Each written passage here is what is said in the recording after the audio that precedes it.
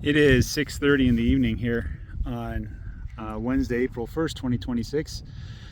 Here we are, already in April. Time flies really fast. March went by really quick. I probably should have taken a video down where the sheep and the cows are. Yesterday, hired someone to help me. We went through all the sheep, inspected them all, trimmed a bunch of hooves. One of the sheep had pretty good hoof rot. The rest were very clean. There's a couple that it looks like they had hoof rot in the past. Their hooves overgrew, and when I scraped down under the dirt, there was like a layer of white, like mold. So I sprayed them down anyway. That was just a few of them though. I thought I might get more with hoof problems. Because of the wet weather we had recently, but it was just one that had a hoof problem. It was just the front left hoof. And checked for anemia. Now I'm going to put a caveat next to the anemia check that I'm doing. I'm not trained to check for it, so all I know is I kind of flip down the lower eyelid and look underneath and see what I see. And there was a couple. There was one ram lamb that was probably pretty bad anemic, and he showed it too. The rest had plenty of energy. Oh, there's the sheep over there. Maybe you might be able to see them. The rest were really healthy. Some of them had really deep red. Some of them were light pink, and most of them were somewhere in between. I'll just look at the chickens. Here's the garbage from last year's storm around this time of year. I thought the roof had blown off my shop, but it was my neighbor's roof, and I just hadn't gotten around to it to take it to a dump. But anyway, there's the chickens. You can watch the chickens while I talk. The cows, I sorted off the cows. I took the bull calves, the ones that should be older than 6 months. I took them and put them in the back 20 with the bulls and the steer, number 30, number 40? I think number 40 is the steer. I sold the other one last year. Got good money for it too. But anyway, they're calling for their mamas, and mamas don't seem to care. I left them way too long in that area near the pond. I moved them just now.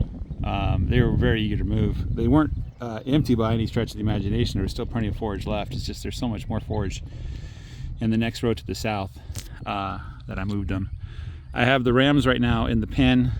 The dogs are next to them in the pen, not in the same area.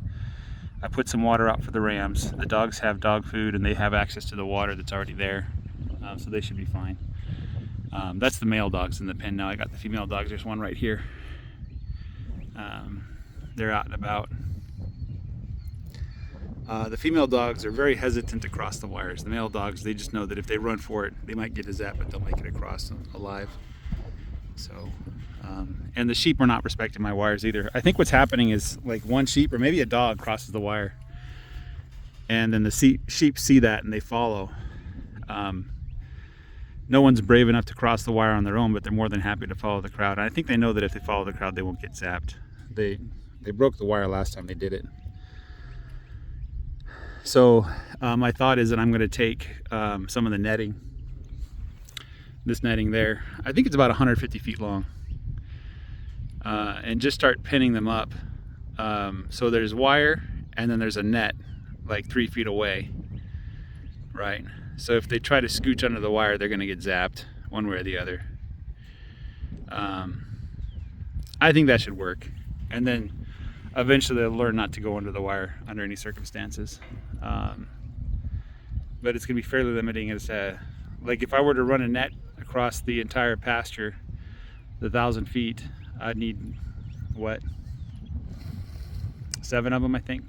Yeah, 7 of them. That'd take a while to set up and then tear down and move.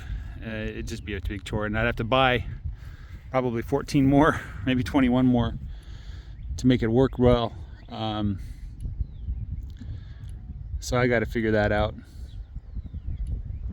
I might try to identify the ones that are leading the pack, or I'll just keep hoping. I don't know what exactly I'm going to do to train them on the wire.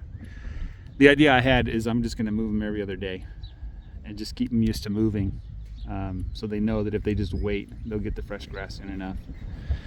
But just make sure there's plenty of grass left behind when they move. That's about all I can think of.